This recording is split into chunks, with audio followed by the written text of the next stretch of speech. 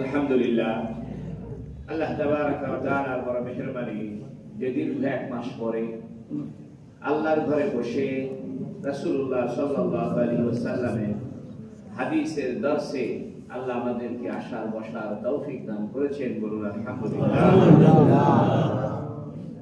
আমরা দীর্ঘদিন যাবত ঈমান সংক্রান্ত হাদিস শুনে এসেছি। আল্লামা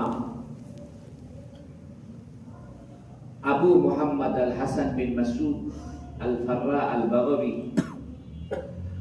অর্থাৎ খতিব তিবরিজি, যিনি মিশকাত শরীফ সংকলন করেছেন, তিনি ঈমানের হাদিস নিয়ে আসার পরে কবিরা গুনাহের হাদিসের বর্ণনা শুরু করেছেন। সুবহানাল্লাহ।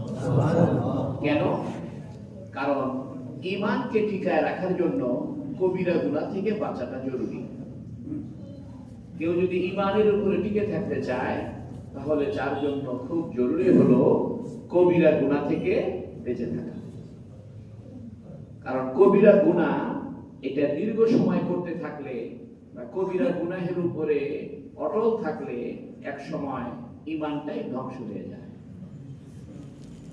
আবার ঈমান যেমন সবচেয়ে নেক আমল, আর ঈমানের বিপরীত হলো সবচেয়ে খারাপ কাজ শিরক, কুফরি, আর এটা হলো কবিরা।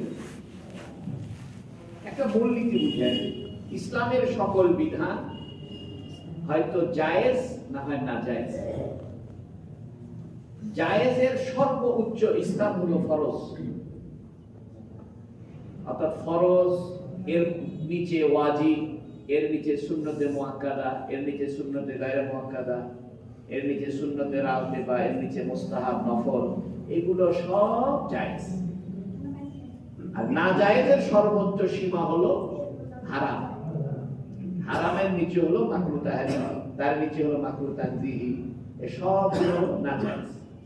তাহলে ইসলামের সকল বিধিবিধান এটা হুকুমগত দিক থেকে অর্থাৎ নির্দেশনার দিক থেকে হয় জায়েজ হবে না হয় না জায়েজ, মাঝখানে কিছু নেই।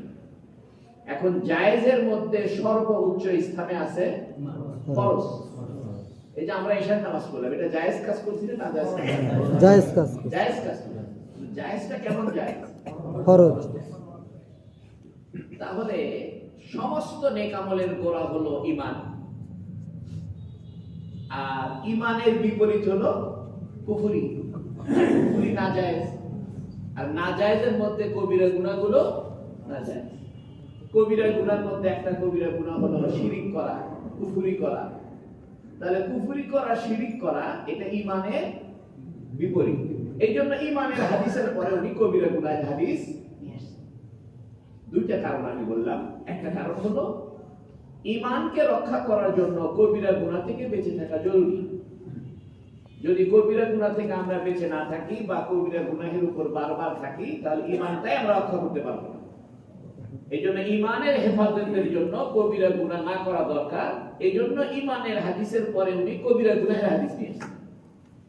দ্বিতীয় কারণ হলো ঈমান এটা জায়েজের সর্বোচ্চ শিখরে হলো ঈমান, আর না জায়েজের সর্বোচ্চ শিখরে হলো কুফরি, আর কুফরি একটা কবিরা গুনাহ। এইজন্য ঈমানের পরে কিসের আলোচনা আছে? কবিরা গুনাহের আলোচনা আছে। ইমাম বুখারী, ইমাম মুসলিম, ইমাম মিশকাতের মুসান্নিফ তিনি বলছেন বাবুল কাবায়ের ওয়া আলামাতুন নিফাক। আজকের আলোচ্য বিষয় হলো কবিরা গুনাহ এবং মুনাফিকের আলামত বিষয়। এখন আসেন কবিরা গুনাহ কাকে বলে? কবিরা গুনাহ বলা হয় কোরআন এবং হাদিসে যে সমস্ত কাজ করলে শাস্তির কথা আছে, এটা কবিরা গুনাহ।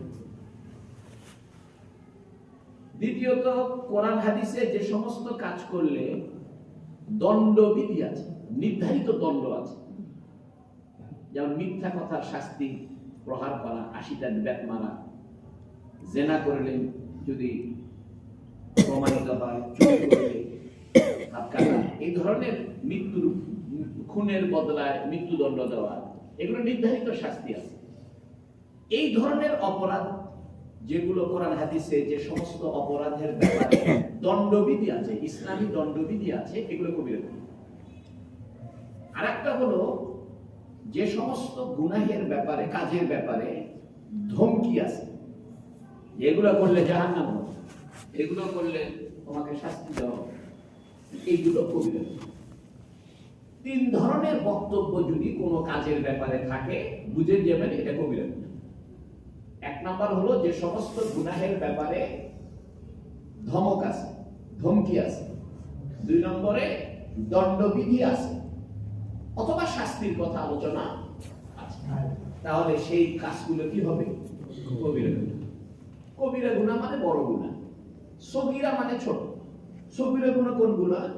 সগীরা গুনাহ হলো যে সমস্ত কাজের ব্যাপারে কোনো দণ্ডবিধি নাই, নির্ধারিত কোনো শাস্তির কথা নাই, তবে এটা অপছন্দ করা হয়েছে। কি করা হয়েছে? যেমন আপনি অনর্থক কথা বলতেছেন, অদরকার অনর্থক কথা বলতে বলতে মিথ্যা বলতেছেন। কিরকম মিথ্যা? আরে তোর দেখি না, তুই মরে গেছো নাকি, বলিস না কেন? এগুলো সগীরা গুনাহ। অনেকে বলে না, তো অনেকদিন তোর দেখি না, মরে গেছো নাকি, বলিস না, এখনো বেঁচে আছো, বলে কিনা এরকম? বলে। আবার অনিচ্ছাকৃত ভাবে কোন মহিলার দিকে নজর দেওয়া, প্রথম নজর, এটা সগীরা গুনাহ। আপনার মনে চাইতে, আপনার ইচ্ছা নাই মেয়ে মানুষ দেখবেন, কিন্তু একই লিফটের মধ্যে উঠছেন, বলছেন ভাই আমার 6 নম্বরে ঠিক মানে, এই করতে দেখেন সাথে একটা মেয়ে বের আছে, এক নজর দেখছে, এটা সগীরা গুনাহ। অর্থাৎ যে সমস্ত গুনাহের ব্যাপারে শাস্তি দেওয়া হবে এই ধরনের কোনো প্রমাণ নাই। যেমন একজন মানুষ গুনাহের ইচ্ছা করছে, চুরি করবে, এটা সগীরা গুনাহ বলতে থাকবে। চুরি তো করেন, করলে পরে কি হয়ে যাবে? কবিরা গুনাহ হয়ে যাবে। অর্থাৎ কথার ছলে মিথ্যা বলা, অথবা মনে করেন অনর্থক কথা বলা, অনিচ্ছাকৃত ভাবে কোন মহিলার দিকে তাকানো, ইচ্ছা নাই, এই জন্য প্রথমবার তাকাইলে মাপ আছে। প্রথমবার তাকাইছেন আর চোখ ফিরে নেন, তাকাই আছে, তাহলে আবার কবিরা গুনাহ। এখন আসে কবিরা গুনাহ 2 ভাগে বিভক্ত। একটা হলো আল্লাহর সাথে সম্পর্ক, যেগুলো হকুল্লাহ বলে, আর একটা হলো বান্দার সাথে সম্পর্ক। একটা মূলনীতি মনে রাখেন, তওবা ছাড়া কবিরা গুনাহ মাফ হবে না। এখন যে বিভিন্ন হাদিসে আছে রোজা রাখলে 1 বছরের গুনাহ মাফ হয়, এটা করলে, ওযু করলে গুনাহ মাফ হয়, এগুলো সব সগীরা গুনাহ মাফ হয়। এই যে আমরা এশার নামাজের আগে ওযু করলাম, ওযু করার পর আমাদের গুনাহ মাফ হয়ে গেছে, কবিরা না সগীরা? কবিরা গুনাহ মাফ চাওয়ার জন্য, মাফ হওয়ার জন্য তওবা করতে হবে। তওবা কাকে বলে? 3টা কাজের নাম তওবা। 1 নাম্বার হলো এই কাজটা আমি আর এক্ষুনি ছেড়ে দিলাম। 2 নম্বর এই কাজ আমি ভবিষ্যতে করব। 3 নম্বর আমি এই কাজের উপরে লজ্জিত, শর্মিন্দা, আমি নিজেকে খুব খারাপ মনে করতেছি, কেন এই কাজ করব। এই 3টা কাজ একত্রিত করলে কি হয়? তওবা। আপনি মুখে মুখে যতই করেন আস্তাগফিরুল্লাহ আস্তাগফিরুল্লাহ আস্তাগফিরুল্লাহ, এটা তওবা না, এটা তওবার শব্দ। আপনি বলতেছেন 500 টাকা 500 টাকা 500 টাকা, দেখি 500 টাকা চলে আসলো। আপনি সারাদিন করেন 1000 টাকা 1000 টাকা, তাহলে 1000 টাকা আসবে। ঠিক একই রকম ভাবে সারাদিন করতেছে আস্তাগফিরুল্লাহ আস্তাগফিরুল্লাহ আস্তাগফিরুল্লাহ, কিন্তু গুনাহ ছেড়ে দেওয়ার কোনো ধান্দা নাই। তবে হ্যাঁ, আস্তাগফিরুল্লাহ বেশি বেশি করতে থাকলে আল্লাহ এই বাক্যের উসিলায় আল্লাহ আপনাকে তওবা করার তৌফিক দান করুন। এই জন্য এই কথা মনে করেন না যে খালি আস্তাগফিরুল্লাহ করে লাভ নেই, আমি গুনাহ বাদ দিচ্ছি না। গুনাহ হোক বা না হোক, আস্তাগফিরুল্লাহ করতে থাকেন, এই উসিলায় আল্লাহ কি করবে? মাফ করে দেবে। তাহলে আমরা বুঝে গেলাম কবিরা গুনাহ তওবা ছাড়া মাফ হয় না। কয়টা জিনিসের নাম তওবা? 3টা। 1 নম্বর কি? এখনই কাজ বাদ দিন। 2 নম্বরে, 3 নম্বরে আমি এখন আসেন কবিরা গুনাহ 2 ভাগে বিভক্ত, একটা আল্লাহর সাথে, একটা বান্দার সাথে। আল্লাহর সাথে কি রকম? নামাজ পড়িনি, যাকাত দেইনি, রোজা রাখিনি, হজ ফরজ ছিল হজ করিনি, এগুলা কাজা করে দিল। নামাজ পড়েনি, কাজা করে, যাকাত দেয়নি, হিসাব করে 10 বছরের যাকাত দিয়ে দেন, রোজা রাখেননি, এখন নতুন করে রোজা রাখেন। এটা আল্লাহর সাথে এই কাজগুলো করে দিলেন। আর ওই 3 কাজ এখনই নিয়ত করলাম আর নামাজ ছাড়বো না, এখন নামাজ পড়া শুরু করলাম, ভবিষ্যতে নামাজ ছাড়বো না, আর অতীতে যে নামাজ পড়িনি এই জন্য আমি লজ্জিত। এই তিনটা কাজের সাথে যে কাজটা আপনি করেন নাই ওটা কাজা আদায় করে দিলে কি হয়ে যাবে? মাপ। আর বান্দার সাথে যেটা আছে এটা বান্দার হক আদায় করে দিল। একটা মানুষের থেকে 100-500 টাকা নিয়ে মেরে গেছে, মুদিখানার দোকান থেকে বাকি নিয়ে আর দেয় না, ধান নিয়ে টাকা পরিশোধ করে, তাহলে এই সারাদিন তো বাস্তা খুলে কাবা ঘরে গিলাপ ধরে কান্দে করে লাভ হবে? মানে একদম কাবা ঘরে দরজা ধরে কান্দে বুক ভেসে দিছে, আল্লাহ আমার জীবনে সবগুলো মাফ করো, কোনো লাভ হবে না। যার থেকে টাকা মেরে খাইছে তার টাকা দিয়ে দিতে হবে। বান্দার হক যখন দিয়ে দিবে আর ওই আগের কাজ করে না, যে এখন থেকে আর মেরে খাবো না, এখনই মেরে খাওয়া বন্ধ করে দিনা, ঘুষ খাওয়া বন্ধ করে দিনা, আগামীকাল আর ঘুষ খাবো না, আর অতীতে যা করছে এই জন্য আমি লজ্জিত। তাহলে বান্দার হক আদায় করে দিবে আর তওবা হয়ে যাবে। মুখ দিয়ে আস্থা করলে বলুক বা না বলুক। তাহলে আমরা ক্লিয়ার বুঝে গেলাম কবিরা গুনাহ কয় ভাগে বিভক্ত? 2 ভাগে। আল্লাহর সাথে আল্লাহর সাথে এগুলো কাজা করতে হবে, বান্দার সাথে ওর হক আদায় করে। সগীরা গুনাহ তওবা ছাড়াও মাফ। এই যে আমরা এশার নামাজ পড়ছি, তো মাগরিব থেকে এশা পর্যন্ত যত ছোটখাটো গুনাহ হবে সব আল্লাহ মাফ করে। সুবহানাল্লাহ। তবে কিছু হাদিসে বোঝা যায় যে নামাজ পড়লে গুনাহ মাফ হয়। অনেক মুহাদ্দিসিন কিরাম বলতেছে যে নামাজ পড়লে কবিরা গুনাহ মাফ হয়, তবে এটার অর্থ হলো কবিরা গুনাহ মাফ হওয়ার তৌফিক হয়। তৌফিক মানে সামর্থ্য। তৌফিক শব্দের অর্থ কি? আমরা বলি আল্লাহ আমাকে তৌফিক দাও, মানে কি দাও? সামর্থ্য। অর্থাৎ এটার ব্যবস্থাপনা করে দাও। ওয়াফকুল শব্দ থেকে তৌফিক। ওয়াফকুল মানে বরাবর হওয়া, তৌফিক মানে খাপের খাপ মিলে দেওয়া। আপনি বলতেছেন আল্লাহ আমি ঢাকায় যাবো, ঢাকা যাওয়ার তৌফিক, মানে টাইম মতো গাড়ি ছাড়লো, টাইম মতো টিকিট পাইলেন, টাইম মতো গাড়ি পৌঁছলো, এটা তৌফিক। আপনি বলতেছেন আল্লাহ আমাকে হজ করার তৌফিক, তো ঠিক মতো আপনার রেজিস্ট্রেশন হয়ে গেল, সুস্থ থাকলেন, অসুস্থ হলেন না, টাইম মতো প্লেনে উঠলেন, সঠিক মতো হজের কাজ করলেন, এটার নাম কি? তৌফিক। মানে সমস্ত ব্যবস্থা ঠিকঠাক মতো হয়ে যাওয়া, এর নাম কি? তৌফিক। একটা আরবি শব্দ। ওয়াফকুল মানে মিলে যাওয়া, তার থেকে তৌফিক, তার থেকে মুআফিক। আমরা বলি না ভাই এই কাজটা আমার মুআফিক হয়েছে। মুআফিক মানে আমার যেরকম চাইছিলাম সেরকম। এখন আসি যেটা কবিরা গুনাহ নয় সেগুলোই কি? সগীরা। অনেক মুহাদ্দিসিন কেরাম বলতেছে যে কবিরা গুনাহর মধ্যেই 2 ভাগ আছে। অর্থাৎ কিছু গুনাহ আছে, মনে করেন আমার কাছে 500 টাকা আছে, আপনার কাছে আছে 300, তাহলে আপনি হলেন আমার যে গরিব, আমি আপনার যে ধনী। আর একজনের কাছে 1000 টাকা আছে, সে আমার চেয়ে কি ধনী, তাহলে মাঝখানে পড়ছে। নিচের দিকে তাকাইলে আমি বড় লোক, উপরের দিকে তাকাইলে আমি গরিব। এটাকে আপেক্ষিক বলে, ইংরেজিতে বলে। অর্থাৎ একদিকে তাকাইলে মনে হয় আমি ধনী, আর একদিকে তাকাইলে মনে হয় আমি গরিব। এই জন্য আমরা সবাই কিন্তু গরিব। টাকার দিকে তাকান, তাহলে আমরা কেউ বড় লোক আছি আর না। আর স্টেশনের লোকদের দিকে তাকান, তাহলে আমরা বড় লোক আছি। তাহলে ধনী হওয়া, বড় লোক হওয়া, সুস্থ হওয়া, অসুস্থ হওয়া, শিক্ষিত হওয়া, অশিক্ষিত হওয়া, এগুলো সব আপেক্ষিক। অর্থাৎ একদিকে তাকাইলে মনে হবে আমি শিক্ষিত, আরেকদিকে তাকাইলে মনে হবে আমি অশিক্ষিত। একদিকে তাকাইলে মনে হবে আমি সুস্থ, আরেকদিকে তাকাইলে মনে হবে অসুস্থ। এখন কবিরা গুনাহর মধ্যে যেগুলা বড় কবিরা গুনাহ, আর ওর কবিরা গুনাহর মধ্যে আবার তুলনামূলক কি আছে? অপেক্ষাকৃত ছোট, যেমন কুফরি করা, এটা কবিরা গুনাহ না?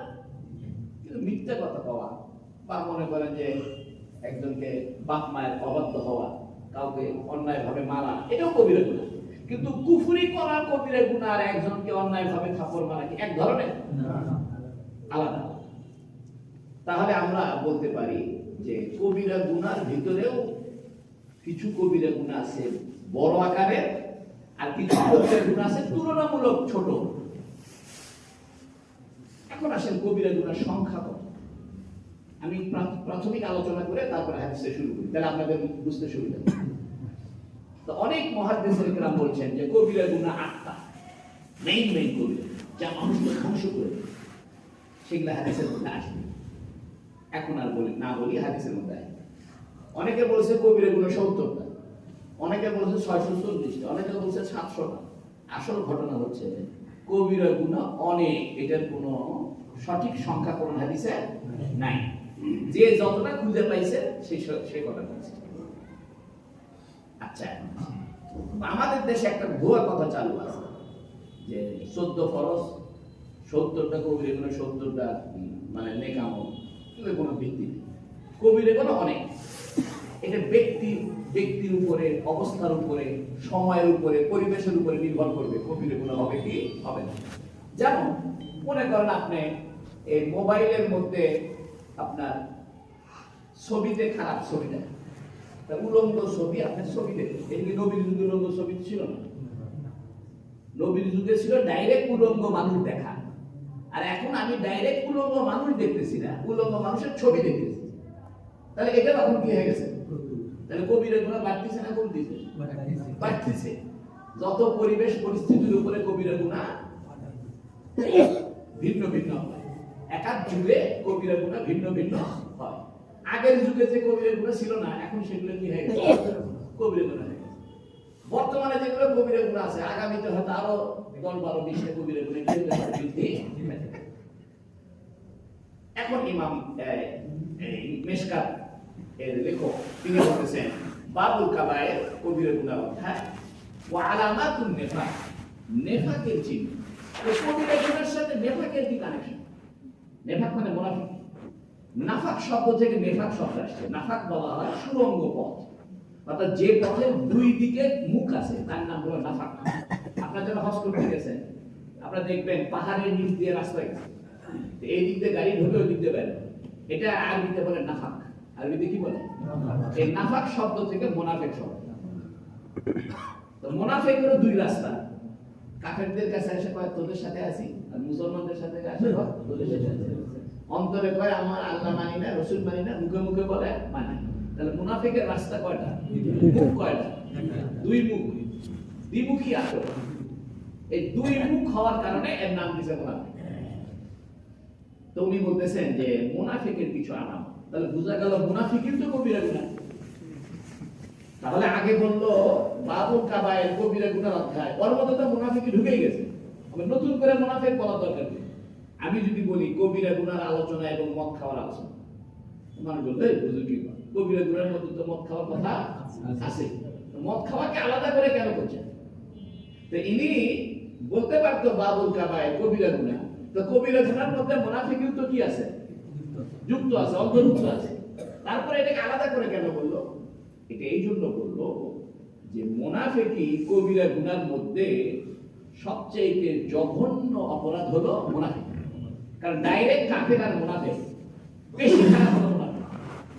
একজন ডাইরেক্ট কাফের, ডাইরেক্ট বলতেছে আমি হিন্দু, আমি কাফের, আমি মুসলমান নাই। আর একজন মুনাফিক বলতেছে আমি বলছি ভিতরে কয় ঈমান নাই, বাইরে কয় আছে।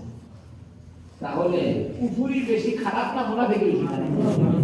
এই জন্য লেখক বলতেছে যে কবিরা গুনার মধ্যে সবচেয়ে বড় কবিরা গুনাহ হলো কি? মুনাফিক। এই জন্য মুনাফিকের আলোচনাটা আলাদা করে বলতেছে। এবার আসি আল ফাসলুল আউয়াল, প্রথম অধ্যায়।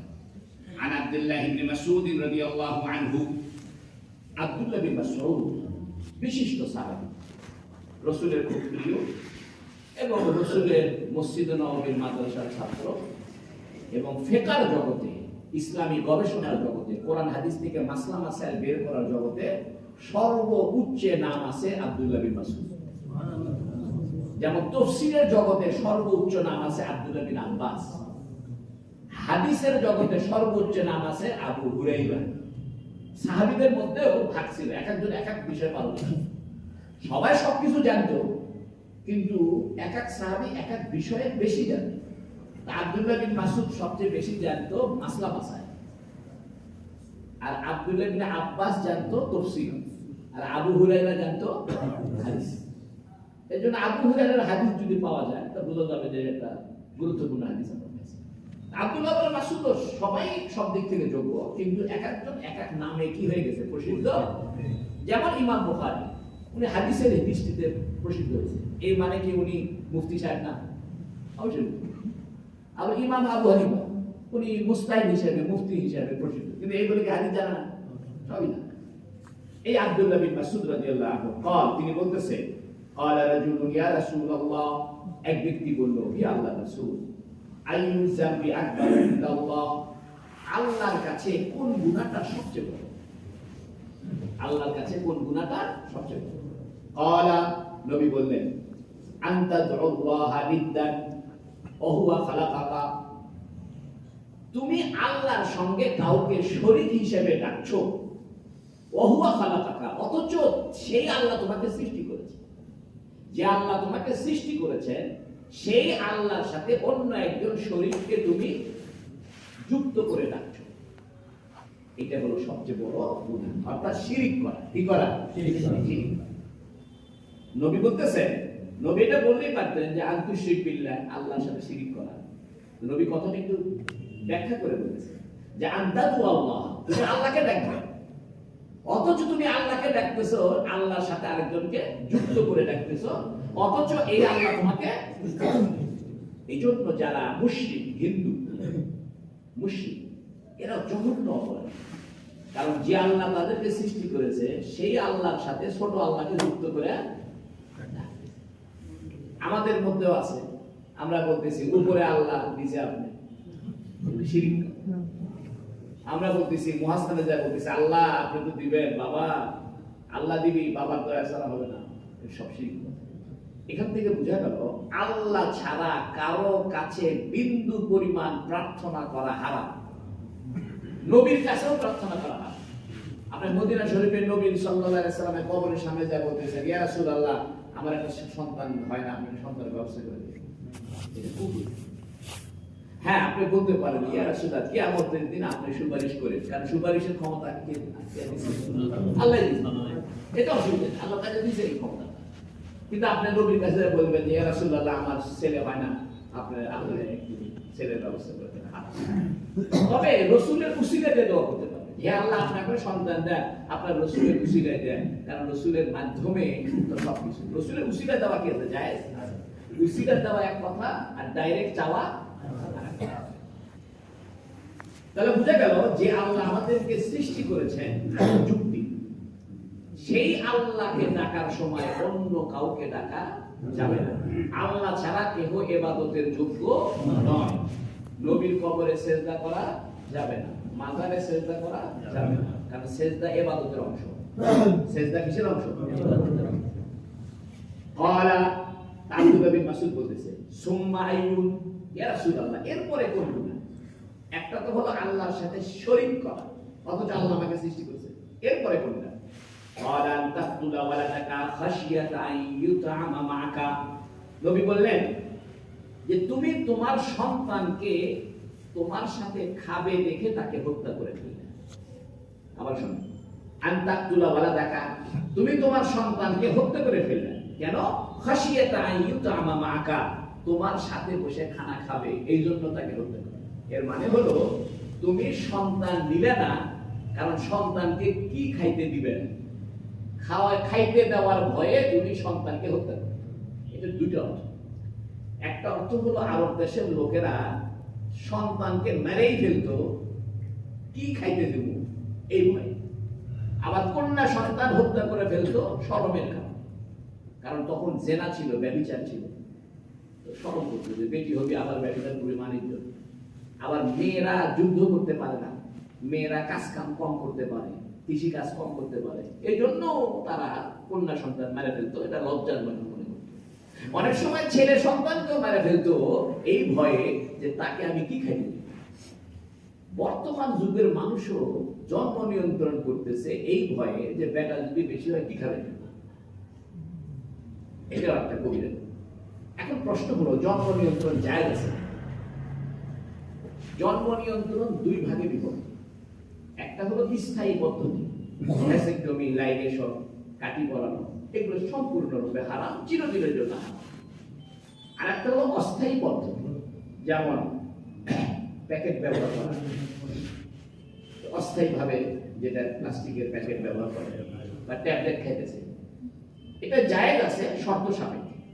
কি শর্ত? এক নম্বর শর্ত হলো এই কথা মনের ভিতর আনা যাবে না যে আমি একটা ছোট চাকরি করি, যদি আবার একটা বেটা হয় কি খাইতে দেব, এই নিয়তে যদি কেউ অস্থায়ী পদ্ধতিও ব্যবহার করে, এটা কবিরা গুনাহ হবে হারাম। তবে হ্যাঁ, শরীয়ত বলতেছে যদি কোনো মহিলা স্বাস্থ্যগত সমস্যা থাকে, ডাক্তার যদি বলে যে আপনার একটা বাচ্চা আছে, বাচ্চাটা এখনো দুধ খায়, আর একটা বাচ্চা যদি নেন তা আপনার শরীরের উপর চাপ পড়বে বা আপনি অসুস্থ হয়ে পড়বেন, ডাক্তার যদি, কিংবা আপনার সন্তান হইতে গেলে আপনার বিবি মারা যাবে। অনেক সময় মেয়েদের এমন অসুখ থাকে, সন্তান হলে কি হবে, মারা যাওয়ার সম্ভাবনা। ডাক্তার যদি বলে যে মায়ের ক্ষতি হবে অথবা সন্তানের ক্ষতি হবে, যে সন্তান ভূমিষ্ঠ হচ্ছে এই সন্তানের ক্ষতি হবে, অথবা আগের যে সন্তান আছে সেই সন্তানের কি হবে, ক্ষতি হবে, এই সমস্ত কারণে যদি কোনো দিনদার ডাক্তার, পরহেজগার ডাক্তার, অভিজ্ঞ ডাক্তার, মুসলমান ডাক্তার, 3 শর্ত। কয় শর্ত? 1 নম্বর, ডাক্তার মুসলমান, কাফের ডাক্তারের কথা চলবে, কারণ কাফেররা চিন্তা করবে মুসলমানের সোল কম হোক, যুদ্ধ মুদ্ধ লাগলে ওরা মরুক, এই জন্য ভারত চিন্তা করতেছে মুসলমান কি হোক, কমে যায়, এই জন্য কাফের ডাক্তারের কথা চলবে না। 1 নম্বর, ডাক্তার মুসলমান। 2 নম্বর, খালি মুসলমান হলে হবে না, সে যোগ্য হতে হবে, অভিজ্ঞ হতে হবে। ডাক্তার মুসলমান, ভুয়া ডাক্তার হতে হবে, অভিজ্ঞ ডাক্তার। 3 নম্বর, মুসলমান হওয়ার পাশাপাশি তাকে দিনদার হতে হবে। অনেক ডাক্তার মুসলমান কিন্তু দিনদারি নেই, শরীয়তের কোনো ধার সে ধারে না। ডাক্তার মুসলমান, অভিজ্ঞ, কিন্তু ধর্মীয় বুঝ নেই, এটাও হবে না। 1 নম্বর মুসলমান, 2 নম্বরে অভিজ্ঞ, 3 নম্বরে দিনদার। এরকম ডাক্তার যদি বলে তাহলে জন্ম নিয়ন্ত্রণ অস্থায়ীভাবে করা যায়। এটাকে আজল বলে, আজল। আগের যুগে তখন তো আর কন্ডম ছিল না, তখন সাহাবা একরাম করতেন কি অনেক সময় বাহিরে খেলতেন, বীর্যটাকে বাইরে খেলতেন।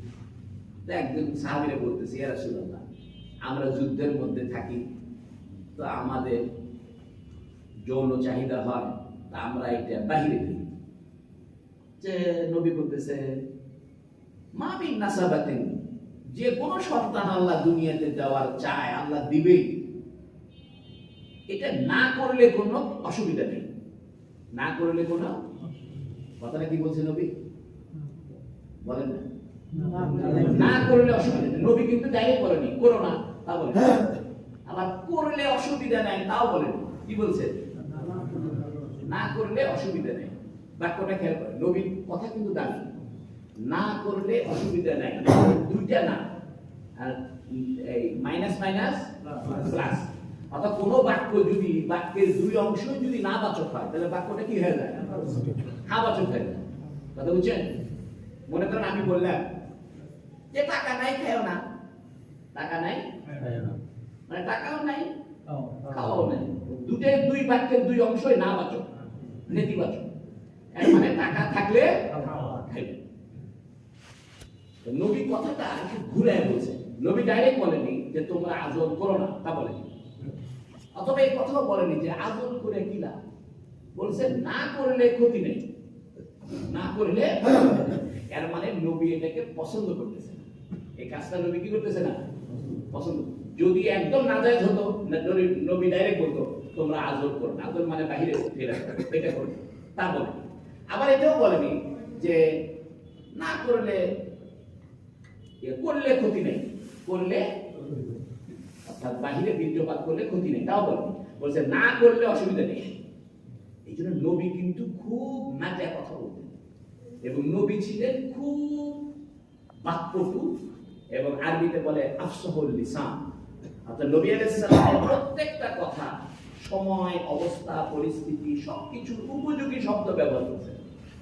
কারণ নবী যা কথা বলে এগুলো আল্লাহ শিখায় দেয়। ওমা ইয়ানতিকু আনিল হাওয়া, কোরআনের আয়াত, ওমা ইয়ানতিকু আনিল হাওয়া ইন হুয়া ইল্লা ওয়াহয়ুন ইউহা। নবী যা বলে সব আল্লাহ তার অন্তরে ঢেলে দেয়, তারপর নবী এটা নিজের শব্দ দিয়ে প্রকাশ করে। আর কোরআন শরীফের অর্থ আল্লাহর শব্দ, এটাই হলো হাদিস আর কোরআনের কথা। তাহলে 2 নম্বর গুনাহ আনতাকুলা ওয়ালা দেখা খাশিয়াত আইয়ুতা। আচ্ছা, কোন মুফতি সাহেব তারা বলেছেন যে কারো যদি ঘরের সমস্যা থাকে, ঘরে এক ঘরের মধ্যে সেও থাকে, বাচ্চাও থাকে, এখন এই বাচ্চা বড় হয়ে গেছে, বাচ্চা কি হয়ে গেছে, তাহলে বাচ্চা যেহেতু বড় হয়েছে তাহলে আলাদা ঘর দিতে হবে, ঘরই নেই, ঘরই একটা। এই ক্ষেত্রেও সে জন্ম নিয়ন্ত্রণ গ্রহণ করতে পারবে নতুন ঘর বানানোর আগ পর্যন্ত। কথাটা বুঝতে পারবেন? তাহলে তিনটা কারণে আমরা জন্ম নিয়ন্ত্রণ ব্যবহার করতে পারবো। একটা হলো মায়ের ক্ষতি হচ্ছে, অথবা পেটের থেকে যে সন্তান বের হবে তারই ক্ষতি হবে, অথবা আগের সন্তান আছে তার ক্ষতি হবে। এই সমস্ত কারণে জন্ম নিয়ন্ত্রণ স্থায়ী পদ্ধতি জায়েজ না অস্থায়ী? অস্থায়ী। আর অনেকে বলছেন যদি ঘরের সমস্যা থাকে, ঘর নাই, তার জন্য কি করা যাবে? অস্থায়ী জন্ম নিয়ন্ত্রণ করা যাবে। এরপরে বলতেছে ক্বালা সুম্মা আইয়ুন, এরপরে আব্দুল্লাহ বিন মাসউদ বলতে এরপরে কোন কবিরা গুনাহ? ক্বালা আন তাজনিয়া হালিলাতা জারিকা, তুমি তোমার প্রতিবেশীর স্ত্রীর সঙ্গে ব্যভিচার করা। প্রতিবেশীর স্ত্রীর সাথে কি করা? ব্যভিচার। আচ্ছা, এমনি ব্যভিচার করা তো হারাম, তো প্রতিবেশীর স্ত্রীর কথা বলতেছে কেন?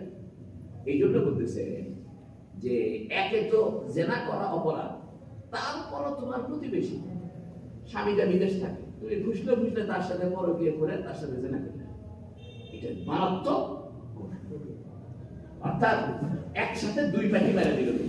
জেনা যে অপরাধ সেটাও বোঝা গেল, সাথে সাথে প্রতিবেশীর স্ত্রীর সাথে জেনা করা আরো বেশি খারাপ, এটা বুঝতে। স্ত্রীকে বলতেছে হালিলা, স্ত্রীর আরবি তো জাওজা, স্ত্রীর আরবি কি? জাওজা, জাওজাতুল মানে স্ত্রী। তাহলে হালিলা বলতেছে কেন?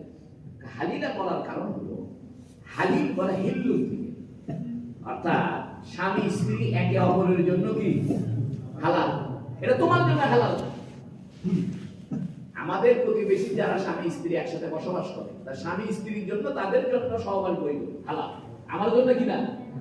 এই জন্য নবী হালিলাটা বলছে। দুই নম্বর বলতেছে তোমার যদি সহবাস করাই লাগে তা হালাল করে করো না, হালাল হারাম ভাবে করবে কেন? তোমার যদি সহবাসের দরকার হয় তাহলে তুমি হালাল পদ্ধতি অবলম্বন করো। যেমন তোমার প্রতিবেশী হালাল ভাবে তার বউ নিয়ে বসবাস করে, তুমি একটা বিয়ে করে হালাল ভাবে থাকো, অযথা হারাম ভাবে যাবে কেন? এই জন্য নবী বলতেছে যে তুমি তোমার প্রতিবেশীর হালাল স্ত্রীর সাথে কি করা যে না। ফাআনজালাল্লাহু তাসদীকাহা, আল্লাহ পাক এই বিষয়ে সত্যায়ন করে আল্লাহ কোরআনের আয়াত নাযিল করেছে। নবী আসমান বলতেছে কি সেটা? ওয়াল্লাযীনা লা ইয়াদউনা মা'আল্লাহি ইলাহান আখার, এটা কোরআন শরীফ আয়াত। তো নবী হাদিস বলতে বলতে কোরআন শরীফ আয়াত দিয়ে দলিল দিচ্ছে।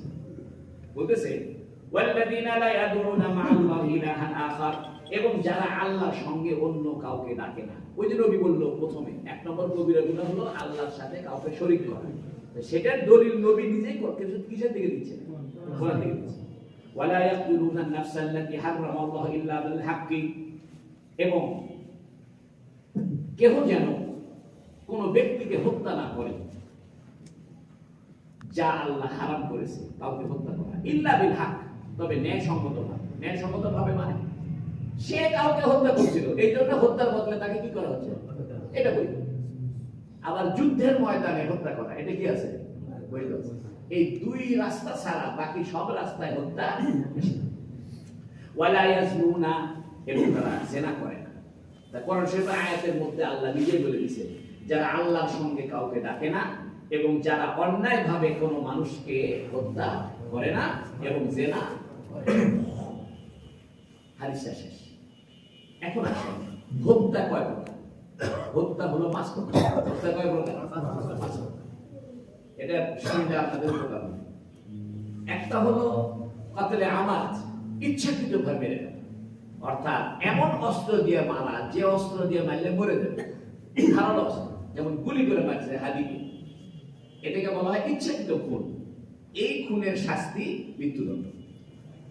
যদি তার আত্মীয় স্বজন যাকে মেরে ফেলেছে, যে নিহত হয়েছে, তার আত্মীয় স্বজন যদি মাফ করে দেয় তাহলে আবার মৃত্যুদণ্ড মাফ হয়ে যাবে। মনে করেন এক ব্যক্তিকে খুন করে ফেলেছে, এখন যাকে খুন করে ফেলেছে তার যারা ওয়ারিশ, তার সম্পত্তির ভাগ যারা পাবে, তাদের ভিতর থেকে যে কোনো একজন যদি বলে দেয় যে আচ্ছা আমি মাফ করে দিলাম, তাহলে আর মৃত্যুদণ্ড থাকবে না, তখন তাকে দিয়ত দিতে হবে, মানে 100 উটের দান দিতে হবে। 100 উটের দান। তাহলে এক ধরনের হত্যা হলো ইচ্ছাকৃত হত্যা। ইচ্ছাকৃত হত্যা বলে ধারালো অস্ত্র দিয়ে মেরে ফেলার উদ্দেশ্যে মেরে ফেলা, এটা হলো কতলে আমাদ। আর একটা হলো কতলে শিবহে আমাদ। কতলে শিবহে আমাদ বলে অর্থাৎ ইচ্ছার সাথে সাদৃশ্যপূর্ণ, অর্থাৎ সে মেরে ফেলার জন্যই বাইর হয়েছে, কিন্তু তাকে বাঁশ দিয়ে মারছে, বাঁশ দিয়ে মারছে, বাড়ি মাথা মরে গেছে। ওর রাগ উঠছে, কটুকু আজকে মারে ফেলবো, একদম মারে ফেলবো, এই কথা বাঁশ দিয়ে বাড়ি মারছে, আর মরে গেছে। কিন্তু বাঁশ দিয়ে বাড়ি মারলে মরার কথা না। সব বাঁশ দিয়ে বাড়ি মারলে মরে, তাহলে বোঝা গেল বাঁশ দিয়ে মারলে, অথবা ঢেল মারছে, ঢেল মারলে তো মরে না, কিন্তু ঢেলটা এমন জায়গায় লাগছে মাথায়, তাই যে মনে করেন যে মরে গেছে। তাহলে এটা ইচ্ছার সাদৃশ্যপূর্ণ খুন, ইচ্ছার সাদৃশ্যপূর্ণ। এই ধরনের খুন যদি করে তার মৃত্যুদণ্ড হবে না, কিন্তু তার ক্ষতিপূরণ দিতে হবে। আরেকটা হলো কতলে খতা, ভুল করে মেরে ফেলছে। মারবি পাখি, গুলি করছে পাখি, গুলি দিয়ে লাগছে মানুষের, পাখিকে মারার নিয়ত করছে, কিন্তু পাখির কাজ না লাগছে মানুষের গেলে মরে গেছে, এটা ভুল করবে। আরেকটা হলো কতলে শিবহে খতা, অর্থাৎ ভুলের সাদৃশ্যপূর্ণ খুন, অর্থাৎ সে ঢেল মারছে বলই করার জন্য, কিন্তু আগেরটা ছিল ধারালো অস্ত্র দিয়ে পাখি মারতে চেয়েছে, ভুল করে ধারালো অস্ত্র চলে গেছে মানুষের গায়ে। আর একটা হলো ঢেল মেরে পাখি মারবে, এই ঢেলই আর একজনের মাথায় পড়ে যা মরে গেছে। বড় একটা ইট মারছে, মারবে আম গাছে মারছে, ওই ইট আম গাছে না লেগে একটা মানুষের মাথার মধ্যে পড়ে মরে গেছে। তাহলে এটা হলো ভুল ক্রমে সাদৃশ্যপূর্ণ হত্যা। আর একটা হলো আপনার কতলে সবব, অর্থাৎ কোন কারণে, কোন দৈবাত কারণে হত্যা। কিরকম? সে করছে কি, অন্য মানুষের জায়গার উপর গর্ত করে রাখছে, একটা মানুষ হাত পেরে যায় গর্তের মধ্যে পড়ে পড়ে গেছে। এই যে লোকটা গর্তের ভিতরে পড়ে গেল, এই লোকের দোষটা, তুমি গর্ত খুঁজতে না, গর্ত খুঁজতে ঢেকে রাখো, কাঁদতে ঢেকে রাখো, তুমি গর্ত ঘুরে রাখছো, কাঁদতে ঢেকে রাখো নি, তোমার কারণে তো বাচ্চাটা পড়ে গেল। এটাও এক ধরনের হত্যা। এই ধরনের হত্যায় মৃত্যুদণ্ড হবে না, এই ধরনের হত্যায় তাকে ক্ষতিপূরণ দিতে হবে। তো যাই হোক, আমি এটার বিস্তারিত আর বলছি না, শুধু এতটুকু বুঝাইলাম খুন কয় রকম। এর মানে হলো ইসলামী আইনের বিচার ব্যবস্থা চলতে পারে কি পারে না? আরে মানুষে মনে করছে কোরআন হাদিস খালি জানাজা পড়ার জন্য আর বিয়ে করার জন্য, না না, কোরআন হাদিসে পুরো বিচার ব্যবস্থা ডিটেইলস আছে, ডিটেইলস, শুধু ডিটেইলস না, পুঙ্খানু আলোচনা আছে। সাক্ষী আইন কিভাবে, আমি তো ওকালতি করছি, আমি তো উকিল পাস, বুঝছেন, আমি ইচ্ছা করে এলএলবি কমপ্লিট করছি। তো আমি দেখলাম এলএলবির মধ্যে যা যা পড়ছি, সাক্ষী আইন, জুরিসপ্রুডেন্স, হত্যা আইন, চুরি আইন, যত আইন করে দেখলেন এগুলো সব কোরআন হাদিস থেকেই ধার করে খেয়েছে।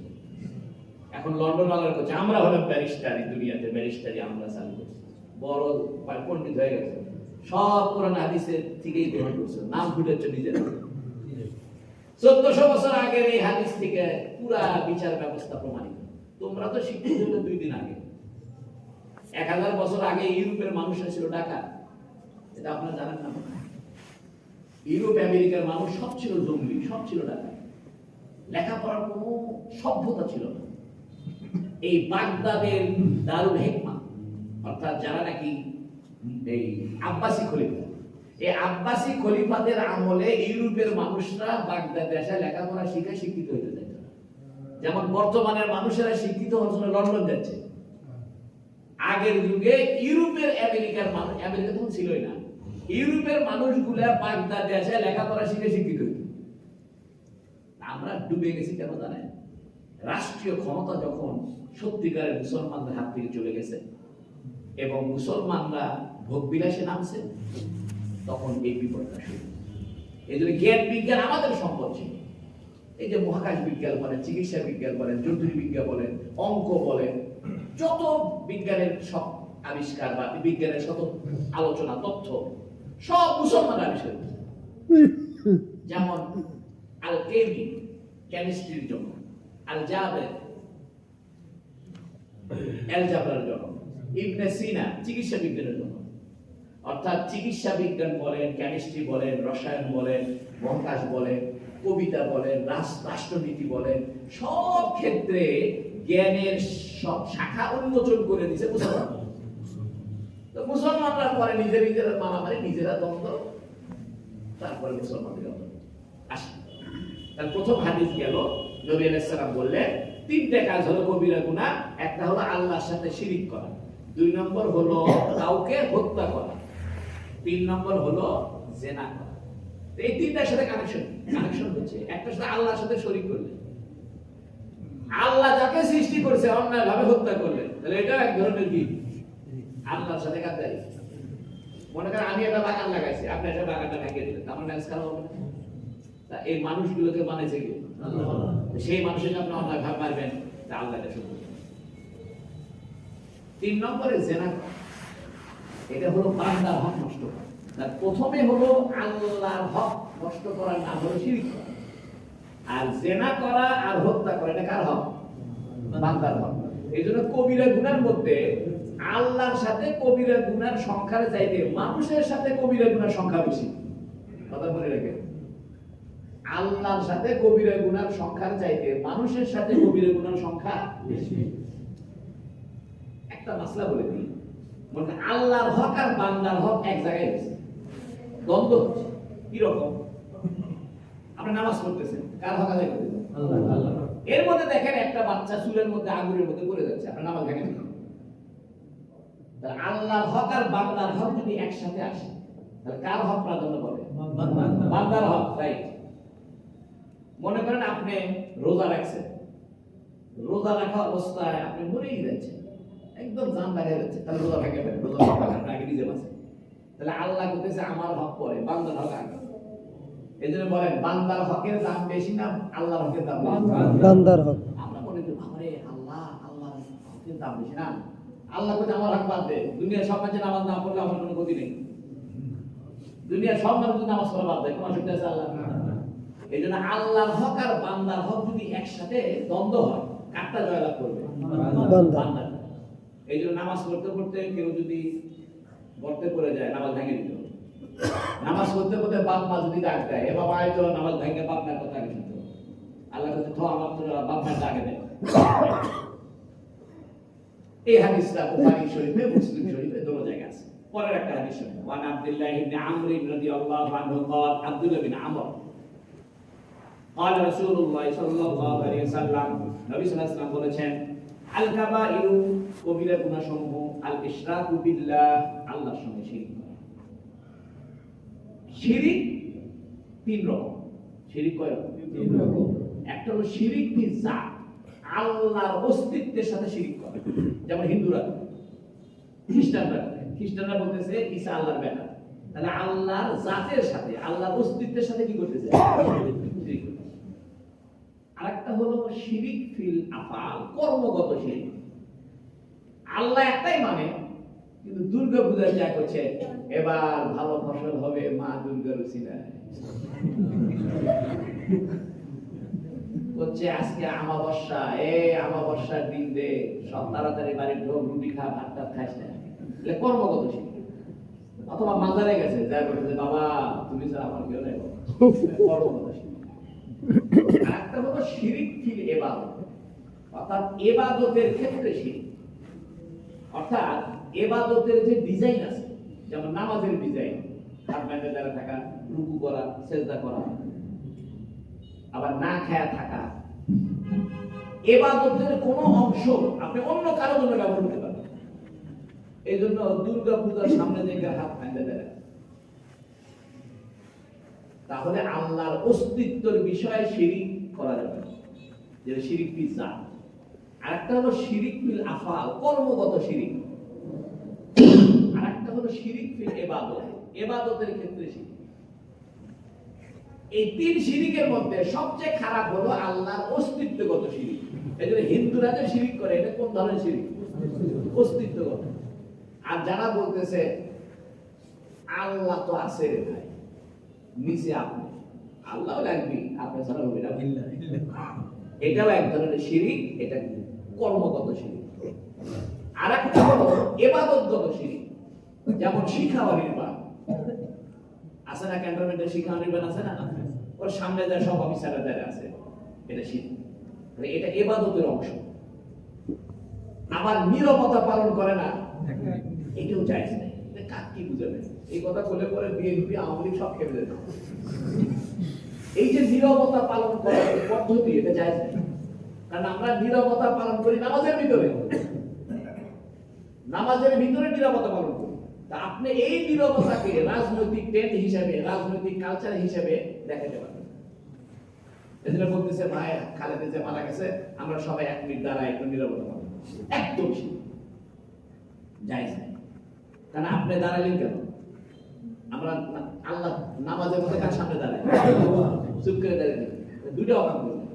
একে তো দাঁড়াইলে যেটা নামাজের সাথে সাদৃশ্য, দুটো চুপ করে আছেন, এটাও নামাজের সাথে কি? এই জন্য কর্মগত শিরিক থেকে আল্লাহ আমাদেরকে বাঁচায় রাখুন, বলেন আমিন। এই জন্য 1 মিনিট নীরবতা পালন করা এগুলো কি নাই? জায়েজ নাই। আবার শহীদ মিনারে ফুল দিয়ে কিছুক্ষণ দাঁড়িয়ে থাকবেন, এটা জায়েজ নাই। মনে রাখবেন, ইবাদতের কোনো ডিজাইন, ইবাদতের কোনো অংশ, ইবাদতের কোনো খণ্ডিত অংশ অন্য কোথাও ব্যবহার করতে পারবে না। সুতরাং যেমন সেজদা, জীবনে মাজারে হোক, নবীতে হোক, কাউকে সেজদা এখন করছে, সব ফেরেশতারা আদমকে সেজদা করছে, আমরা বললাম শুনি ওরা বেকুব, আর জানে না ফেরেশতারা আদমকে সেজদা করে, ফেরেশতারা আল্লাহকে সেজদা করেছে আদমকে সামনে রেখে। যেমন আমরা কাবা ঘরকে সামনে রেখে কি করি? আমরা কি কাবা ঘরে সেজদা দিই না আল্লাহকে দিই? আল্লাহকে দিই। দিই কোন দিকে? একটা দিক লাগে যাতে আমাদের সবার ঐক্য সৃষ্টি হয়, এই জন্য একটা দিক নির্ধারণ করা লাগে। আল্লাহ বলতেছে ফেরেশতারা তোমরা এক একজন এক এক দিক হয়ে সেজদা দিস না, সেজদা যখন দিবই তো আদমকে আমি মহব্বত করি, ওকে বানাইলাম, এই আদমের দিকে তাকায় কি কর? এটা হলো অরিজিনাল। মানে এই কথাটাকে এখন বেদাতীরা বানাইছে, দুনিয়ার ফেরেশতা আদমকে সেজদা করেছে, আমরা সেজদা করলে কি? একটা বক্তব্য যে শুকরিয়ার সেজদা জায়েজ আছে। যেমন আল্লাহ আপনাকে একটা নিয়ামত দিয়েছে, আপনি খুশি, আল্লাহর কাছে চাইছিলেন আল্লাহ আমার ছেলে যেন বড় তাহলে হয়ে গেছে, আপনি খুশিতে সেজদা দিন, জায়েজ আছে। বল খেলাতে গোল করে সেজদা দিছে, এটা জায়েজ না। কারণ কি জানেন, তুমি যে বল খেলতেছো হাত প্যান্ট পরে, ওটাই তো না যায়। তোমার বল খেলার কারণে কতগুলো স্পন্সর হয়েছে, কতগুলো মহিলা নামাজ বাদ দিছে, কতগুলো পুরুষ মানুষ নামাজ বাদ দিয়ে সারাদিন ধরে বল খেলা দেখছে, হাজার হাজার টাকা খেলা ছিল শরীরকে উন্নত করার জন্য, এখন সেটাকে নিয়ে গেছে বিজনেস। এই জন্য ওয়ার্ল্ড কাপ এটা কি খালি শরীর চর্চা না, বুর্জুয়াদের বিজনেস। গোটা বুর্জুয়াদের ইন্টারন্যাশনাল বিজনেস কে নিয়ে গেছে, ক্রিকেট খেলা, বল খেলা, এগুলোকে বিজনেসে নিয়ে গেছে, এটা জায়েজ। এইবার আসি আল কাবাইরু আল ইশরাকু বিল্লাহ। নবী বললেন শোনো, আল্লাহর সঙ্গে শিরিক করা কবিরা, ওয়া উকুকুল ওয়ালিদাইন, পিতামাতার অবাধ্য হওয়া। পিতামাতার কি হওয়া? আকুল মানে ফেটে ফেলা। আকুল মানে কি? এখান থেকে বোঝা যায় পিতামাতার অন্তর ফেটে যায় বা অন্তরে কষ্ট হয়, এটাই পিতামাতার অভাব। মনে করেন পিতামাতা আপনাকে একটা কথা বলছে, আপনি মানলেন, তাহলে পিতামাতা কষ্ট পাবেন। অর্থাৎ পিতামাতার সামনে এমন আচরণ করাও নিষেধ যে আচরণে সে মনে কষ্ট পায়। অবাধ্য হওয়া লাগবে না, অবাধ্য হওয়া তো দূরেই থাকবে, মনে কষ্ট পায় এরকম আচরণ করাও কি কবিরা। ওয়াকাতুলুন নাফসি, কোন মানুষকে হত্যা করা, ওয়াল ইয়ামিনুল খুমুস, এবং মিথ্যা কসম করা। কি করা? মিথ্যা কসম। কসম 3 প্রকার। আপনাদের কষ্ট হচ্ছে না? কসম কয় প্রকার? একটা হলো ইয়ামিনুল লাগব, অর্থাৎ বেকার। যেমন আরবা ওয়াল্লাহি ওয়াল্লাহি, ওরা খালি কথায় কথায় ওয়াল্লাহ আল্লাহ, ওয়াল্লাহি মানে আল্লাহর কাছে। আমাদের দেশের মানুষ বলে কি বলে যে আল্লাহ করে, আল্লাহ পছন্দ করে করছি ভাই, আপনার টাকা আমি টাইম দিয়ে, এটা সে গুরুত্ব বোঝানোর জন্য বলতেছে। এই ধরনের কসম জায়েজ, তবে না করা উত্তম। নবী আলাইহিস সালাম বলেছেন যে কসম করে মানুষের বিশ্বাসযোগ্যতা অর্জন করতে যেও না। একটা মানুষ কসম করে কথা কেন বলতেছে? যাতে বিশ্বাস। তাহলে তুমি কেমন মানুষ হলে তোমার সাধারণ কথা বিশ্বাস করে না, তোমার আবার কসম খাওয়া লাগে? তাহলে এটা এক ধরনের ত্রুটি, এটা এক ধরনের কি।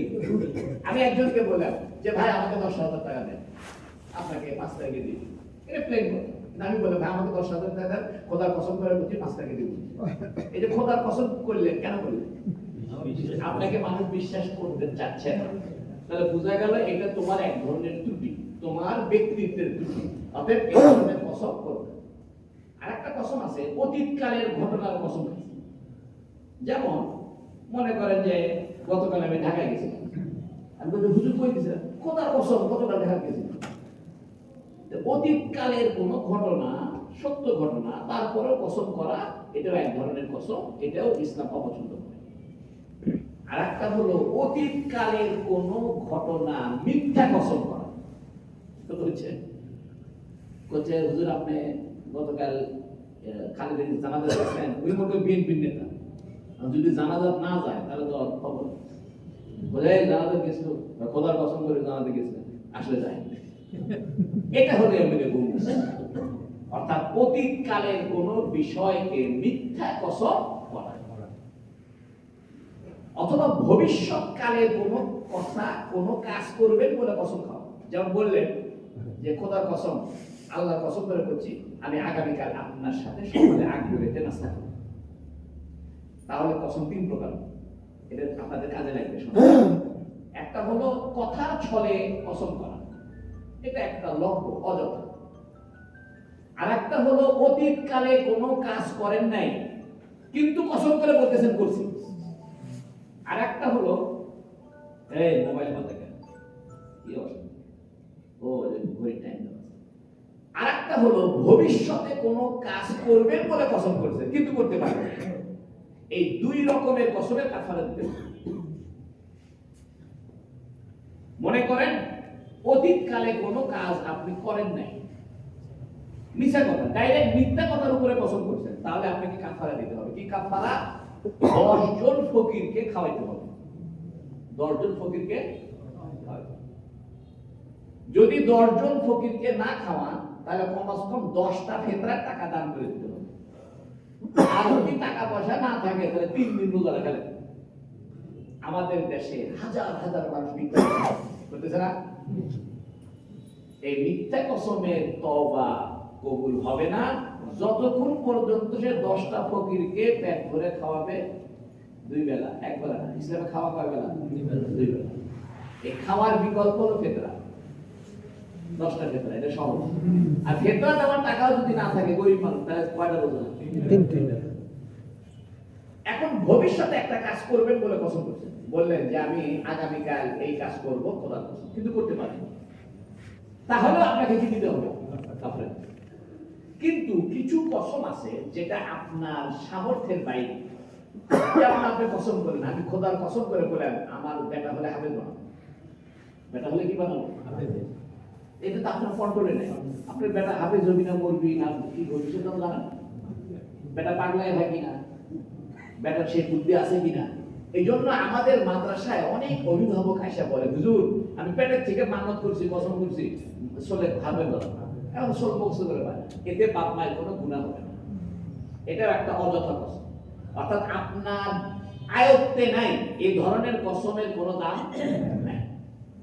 আর একটা হলো অন্যায় কাজের কসম করা, বলে আমি কসম করে করছি, হক পাইলে মা বুঝতে পারবে, আমি কসম করে হক পাইলে আমি ঠ্যাং ভাঙে না বলতেছে, কসম করে বলতেছি হক পাইলে কি দিব?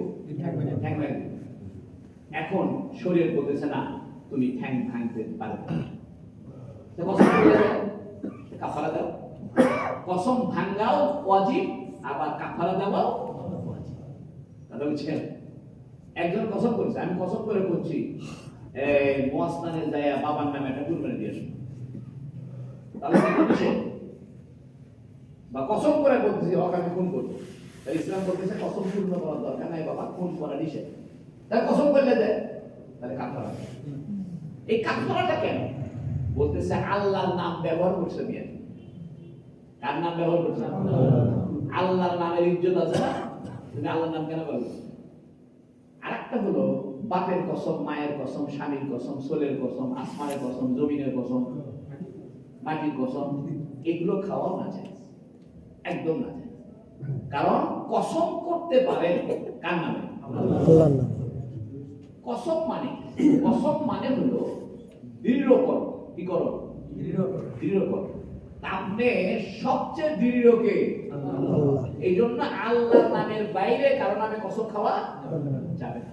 মিথ্যা কসম যাবে না, অন্যায় কসম, আপনি যে ধরনেরই কসম করেন আপনাকে কাফারা দিতে হবে। আর যদি পূরণ করেন তাহলে দিতে হবে।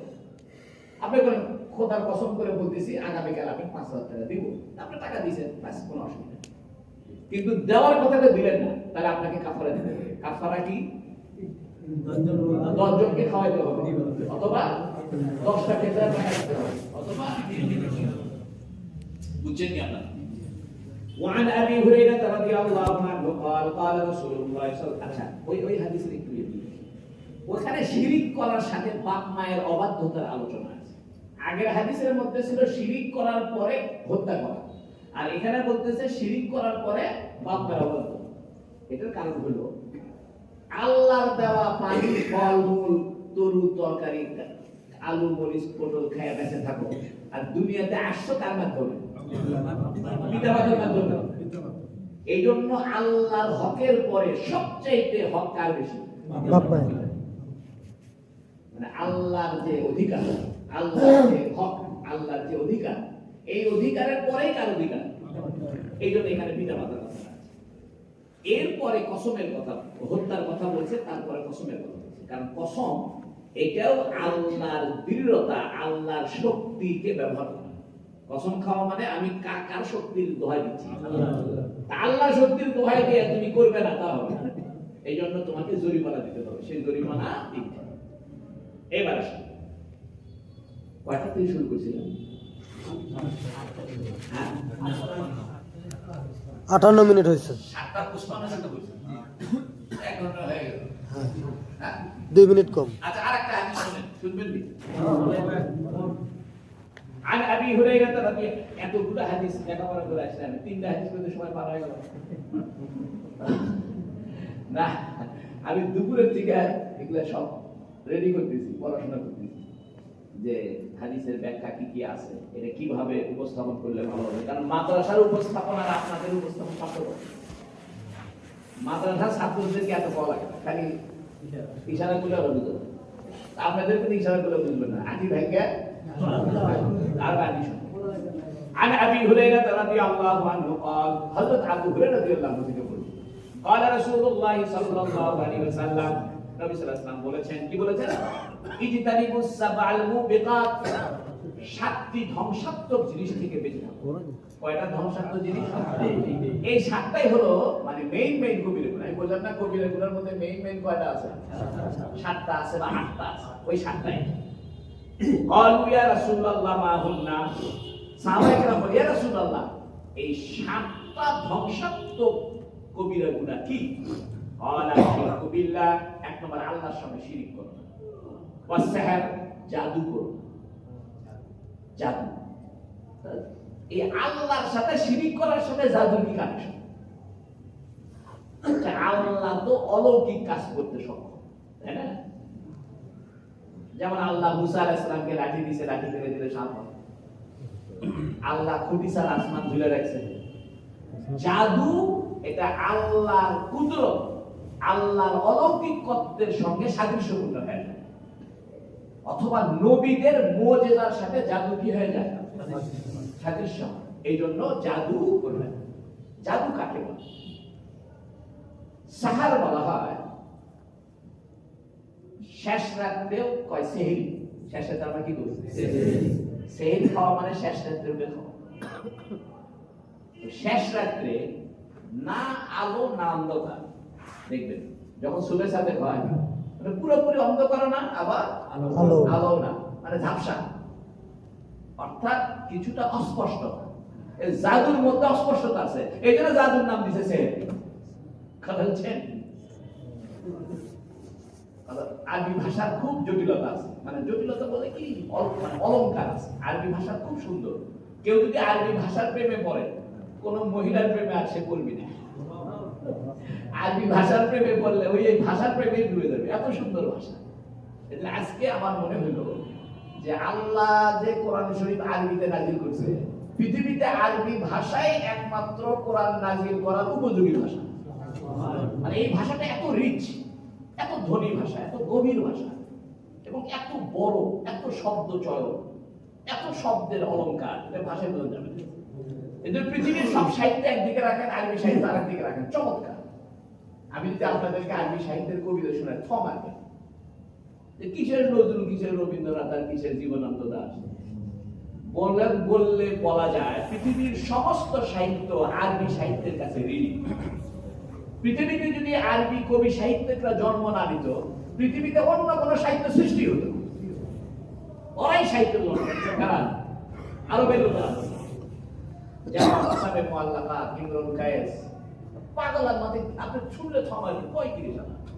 মানে মানুষের চিন্তা জগৎকে কোথায় নিতে পারে আরবের সাহিত্যরা, ধারণা নেই। মানুষের তো কল্পনার একটা সীমানা আছে। মাঝে মাঝে মনে হয় আরবি সাহিত্য পড়লে এরা কি কল্পনার জগৎকেও ওভারটেক করে গেছে, এমন তার সাহিত্যের সূচনা। যাই হোক, সেহেরি মানে শেষ রাত্রে ওঠা। সেহেরির মধ্যে অস্পষ্টতা আছে, না রাত না দিন, একটু হালকা হালকা ঝাপসা ঝাপসা আছে। এদের জাদুর মধ্যে কি আছে? এখন আসেন, অনেকে বলতে পারে হুজুর জাদু তো একটা ক্যারিশমেটিক খেলা, যেমন জুয়েলার্স জাদু দেখা, এটা আসলে মন্ত্র টন্ত্র কিছু, এটা সাইন্টিফিক খেলা। কি সাইন্টিফিক খেলা? মানে একটা মানুষকে কলার দিয়ে দুই টুকরে করে দিচ্ছে। আসলে মানুষই দুটো, মানুষ কয়টা আছে? একটা মানুষ বাক্সের মধ্যে ঢুকেছে এইভাবে, বুঝছেন? এটা বাক্সের মধ্যে ঢেকে থাকে, এইটুকু বাক্সের মধ্যে দিচ্ছে। আর একটা মানুষের মাথা নিচে নিচে, পাও দিছে উপরে। মানুষ কয়টা? একটা মানুষের মাথা উপরে, ঠ্যাং নিচে, আরেক মানুষের মাথা নিচে, ঠ্যাং উপরে। দুজনের পাশা যদি জোড়া দেন, মানুষ কয়টা দেখাচ্ছে? একটা দেখাচ্ছে। পাও কি পাও আলাদা নাচছে, মাথা আলাদা নাচছে, খেয়াল করে। একটা মানুষ এইভাবে বাক্সের মধ্যে ঢুকছে, এই মাথা দেখা যাচ্ছে, আর এই পর্যন্ত নিচে। আর একজন মানুষের এই পর্যন্ত নিচে, পাও দুটো কি উপরে দিছে। এখন যখন সেটিং করছে, তখন মনে হচ্ছে কয়টা মানুষ হয়ে আছে? একটা। মাঝখানে ফাঁক আছে, ফাঁকের মধ্যে করণ ঢুকে দিছে, দুই বাক্স আলাদা করছে, দেখেন মানুষের টুকরে করে, কিছু টুকরে করে, মানুষের টুকরে। এই জন্য আমি কিন্তু অনেক জাদু জানি, ছোটবেলায় শয়তানে ছিলাম, দুষ্ট ছিলাম। এই জন্য আমার মধ্যে কে রে যে ওই কোর্টের সামনে সব সার্কাস দেখা না, তারা দেখা না, আমি ওদের মধ্যে কি দেখাচ্ছিল শিখে দেবো। তা আমি ওগুলো ওদের থেকে শিখছি, যেমন আমি টাকা বানাইতে পারি। আপনি কাগজ দিন, টাকা পাইবেন। তারপরে আপনি ধুলা দিবেন, মোহাম্মদের আমি সানাসুর লাগবে, সব হেল্প। ওখানে বাক্স আছে দিবেন, এক বাক্স মধ্যে সানাসুর আগে থেকে ঢুকে আছে, পাতলা পাতলা শীতের বাক্স, দুই মুখ, এক মুখের মধ্যে সানাসুর আগে থেকে আছে, এই মাঝখানে আবার পার্টিশন আছে, যে ঝাঁকি মারছে, অর্ধেক সানাসুর দিয়ে ভরা, আর অর্ধেকের মধ্যে ধুলে দিলেন, হচ্ছে ঝাঁকি মারের মধ্যে এবার সানাসুর খান, আর মধ্যে ধুলে কিন্তু অর্ধেক ঢুকে আছে, আর বাকি অর্ধেক কি মনে করেন গ্লাসের মাঝখানে পার্টিশন দিচ্ছে, একদিকে ধুলে আরেকদিকে সানাসুর আগে থেকে আছে, হাতের মধ্যে ঘুরে ঘুরে ঘুরে ঘুরে বালু দেন সব বালু দিছে, আলু দিছে, ঝাঁকে মারে সানাসুর বাইরে। তাহলে বুঝলি কথা? অনেকে বলতে পারে হুজুর জাদু তো এটা আসলে সাইন্টিফিক ক্যারেশমা, এটা না যায় কেন? মনে রাখবেন, জাদু দুই রকম আছে। একটা হলো সাইন্টিফিক কারসাজির জাদু, যেমন জুয়েলার্স দেখা। জুয়েলার্স কোনো মন্ত্র টন্ত্র কিছু নেই, ওই যে হাড্ডি মাড্ডি বেড়াচ্ছে না, খা খা খা খা বক্ষিলারে খা, খারে খা বক্ষিলারে খা, জিন বাদশাহ এসে গেছে, সুলাইমান বলছে না সব। আমাদের দেশে যারা তাবিজ খুলতে পারে, দেখবেন ওরা এটা করে, জিনের বাদশাহ জিনের বাদ চলে আসে, কিছু এরকম সাইন্টিফিক। আর একটা জাদু আছে, সেগুলো জিনদের মাধ্যমে করে। কাদের মাধ্যমে করে? জিনদের মাধ্যমে করে। দোনো ধরনের জাদু শেখা হারাম, দেখা হারাম। বলেন শেখা হারাম, পছন্দ করা হারাম। কেন? কারণ এটা নবীদের মুজিজার সাথে কি হয়ে যায়। এখন কথা হলো, জাদু, মুজিজা এবং কারামত। আপনাদের প্রশ্ন হচ্ছে না? আল্লাহর ওলিদের কারামত আছে না? কারামত আছে না? যেমন খাজা মঈনুদ্দিন চিশতি রহমাতুল্লাহ আলাইহি, উনার ওই এলাকায় যে আনার সাগর ছিল, বর্ষা দিয়ে পানি তুলতে সব পানি কি হয়ে গেছে? শুকিয়ে গেছে। তাহলে এটা একটা কারামত। মুসা আলাইহিস সালাম পানিতে লাঠিতে বাড়ি মারছে, দুই ভাগ, এটা একটা মুজিজা। আর জাদু তো সেরকম, জুয়েলাইজ মানুষ বিক্রি করে দিচ্ছে, কেউ মরে না, বা শূন্যের উপর ভেসে বেড়ে না, ওটা ভুল। এক ধরনের স্ট্যান্ড আছে, সেই স্ট্যান্ডের কালারটা করছে এত স্বচ্ছ কাচের, অনেক সময় দেখবেন কাঁচের দরজা মানুষ ঢাকা খায়, ওখানে পরে আবার স্টিকার মেরে দেয়, টেপ মেরে দেয়, মানুষ ঢাকা খায়।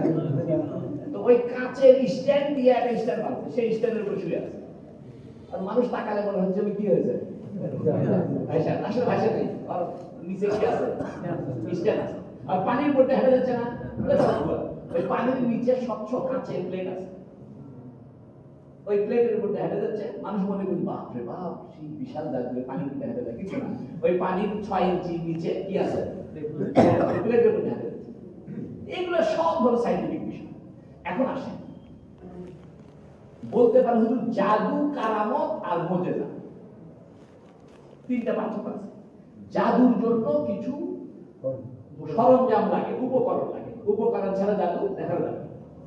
এই জন্য যারা জাদু দেখায় এদের কাল খেলা থাকে, দেখবে পকেট টকেট থাকে অনেক, আমার হাতের মধ্যে পাঞ্জাবি লম্বা থাকে, এর মানে কি জানেন, ওইকে কথা করতে করতে করতে করতে কোন পকেটে কি ঢুকেছে দিলাম, ওর মধ্যে ওই পকেটের মধ্যে ওই কাজ সেরে করতে। আবার কবুতর বাইর করে না, ওটাও ভুল, সব ভুল। ওই দেখবেন শার্ট প্যান্ট পরে কেউ কবুতর বানাতে পারে, কবুতর বানাতে হলে তাকে বড় জুতো করে, ওর মধ্যে কবুতর আছে। আপনি কথা বলতে বলতে এমন ভাবে আপনাকে বিমোহিত করবে, ফট করে পকেটের মধ্যে হাত দিয়ে কবুতর বাইরে শুনতে সব হাতের খেলা, কথা বলছি, ওরা বলবে হাতের বান্ধন খুলে দেন, তাছাড়া এখন রক্ত করবে মরবেন। এখন আসে, জাদুর জন্য সরঞ্জাম লাগে, কিন্তু মুজিজা এবং কারামতে কোনো সরঞ্জাম লাগে না। 2 নম্বর, মুজিজা এটা নবীদের নবী হওয়ার দলিল, আর কারামত ওলি হওয়ার দলিল না। ওলি আল্লাহ হওয়ার জন্য কারামত হওয়া জরুরি না। আপনি বলতে পারেন যাচ্ছে এই হুজুর কিসের হুজুর, জীবনে কোনো কারামত দেখলাম না, না ফুফা যে কিছু করেও দিল না। আল্লাহর প্রিয় হওয়ার জন্য কারামত জরুরি না। কারামত আপনাদেরও আছে, আপনাদেরও কারামত আছে, বলে দেবো বল না। অনেক সময় দেখবেন আপনার মনে চাইছে কলা খেতে বা চা খেতে, চা খেলে সেই হট করে এক লোক করছে, এই দোস্ত আসলে চা খাবো, তোমার কাছে চা খেলাম, এটাও আপনার খারাপ। কারণ আপনার মনের ভিতরে চা খাওয়ার ইচ্ছা সৃষ্টি হয়েছে, এর মধ্যে দেখেন একজন আসে করছে, এই দোস্ত তোমার খুঁজে দিচ্ছি, আসো চা খাও, চায়ের দিকে ওই দিয়ে দিল, এটা তো আপনার খারাপ।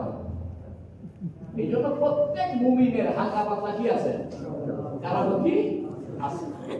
যেমন মনে করেন এই কোটটা, বুঝছেন, এই কোট বানাবার নিয়মে আমি মার্কেট গেছি, তো মার্কেটে যায় চিন্তা করছি হাসানের বানাতে দিই, মনে করেছে হাসানের বানাতে গেলে বাবা 2,500 টাকা নিবি মজুরি, কাপড়ের দাম হলো 240, হাসানের মজুরি 2,500 3,000 দেওয়া।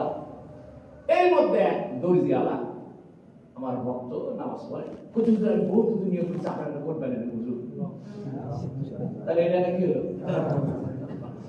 এরকম কারামত সবার আছে। এই জন্য কারামত, মুজিজা, জাদু ভিন্ন ভিন্ন। আরেকটা হলো মুজিজা, এটা ওই যুগের আর কারো হবে না, কিন্তু কারামত একই কারামত কয়েকজনের হতে পারে, একই কারামত কয়েকজনের। আর মুজিজা এটা নবী হওয়ার দলিল, কিন্তু আল্লাহর ওলি হওয়ার দলিল কারামত নয়। হিন্দু ধরে কারামত হতে পারে। তাহলে একটা ঘটনা শুনে শোনো, আপনাদের কষ্ট হয় নাকি? আল্লামা, ওনার নাম হলো আব্দুল্লাহ গাঙ্গুহি, আব্দুল্লাহ গাঙ্গুহি। তো উনি ওনার এক মুরিদ নিয়ে যাচ্ছে, যাইতে দেখে এক বট গাছের নিচে এক হিন্দু যোগী বসে তখন হরে রাম হরে রাম হরে কৃষ্ণ হরে রাম হরে কৃষ্ণ হরে রাম। এই বুজুর্গ লোকটাকে দেখা মাত্র উনি করছে কি লাফ দিয়ে গাছে উঠছে। এই হিন্দু যোগী গাছে উঠে গাছের প্রত্যেকটা পাতায় পাতায় একটা করে যোগী হয়ে গেছে। খেয়াল করেন, ওই হিন্দু যোগী লাফ দিয়ে গাছে উঠছে, গাছের পাতায় পাতায় একটা করে কি হয়ে গেছে। তখন আব্দুল্লাহ গাঙ্গুহি, সম্ভবত নামটা আমার ভুল হতে পারে, তো ওনার মুরিদ বলতেছে, হুজুর আপনি কিসের বুজুর্গ? বুজুর্গ না ওই আপনাকে দেখা মাত্র লাফ দিয়ে উঠে গাছের পাতায় পাতায় হরে কৃষ্ণ হরে রাম করছেন। তো হুজুর বলছে, এক কাম করো, আমার খরমটা দাও। আগে ঘুমাচ্ছে কাঠের খরম পায়, বলছে এই খরমটা বিসমিল্লাহ করে গাছে মারো। যেই না খরম বিসমিল্লাহ করে গাছে মারছে, প্রত্যেকটা পাতায় যে একটা করে যোগী বসে আছে, প্রত্যেক যোগীর মাথার উপরে খরম দিয়ে বেড়াচ্ছে, বলছে আল্লাহ আল্লাহ আল্লাহ আল্লাহ। কথা বুঝছেন? তখন ওই যোগী বলতেছে, এই মুসলমান বন্ধ কর।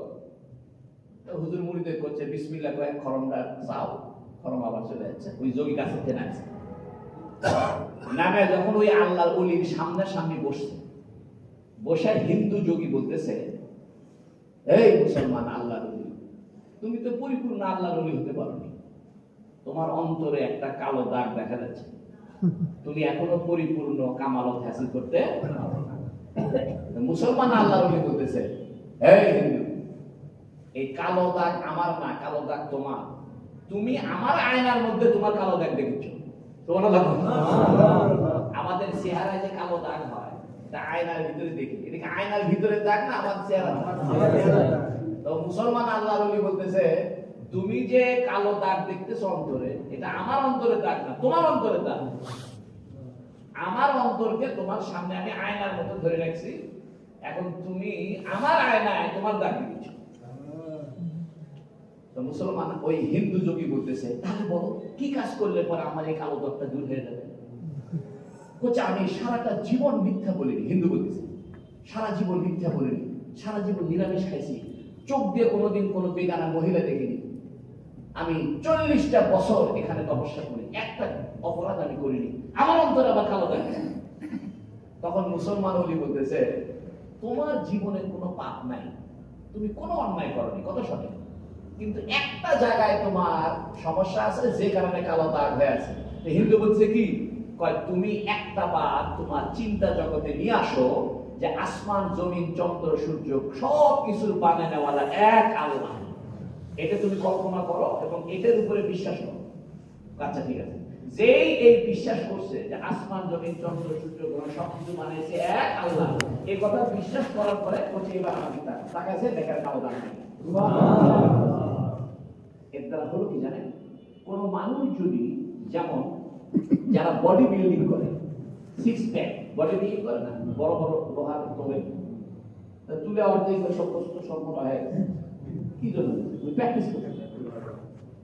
কোন মানুষ যদি প্র্যাকটিস করে যে আমি মিথ্যা বলবো না, তাহলে তার কারামত শুরু হয়ে যাবে, মুখ দিয়ে যা বলবে তাই।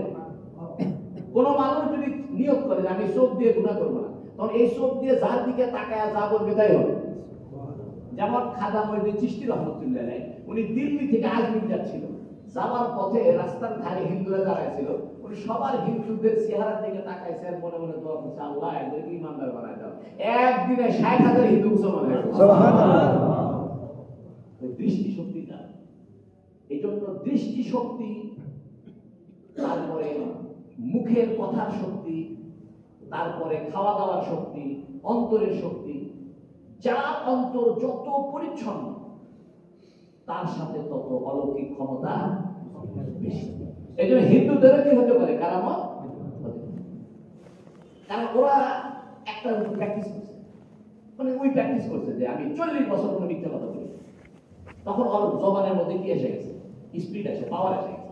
যেমন বডি বিল্ডিং করলে ওর শরীরের মধ্যে পাওয়ার আসে, ঠিক একই রকম ভাবে কোন মানুষ যদি সত্য কথা বলে, মিথ্যা না বলে, তাহলে তার মুখের মধ্যে পাওয়ার সিস্টেম, ওই মুখ দিয়ে যা বলবে তাই। এই জন্য রংপুরে আপনার একজন কি আছে, ওর নাম কি, হ্যাঁ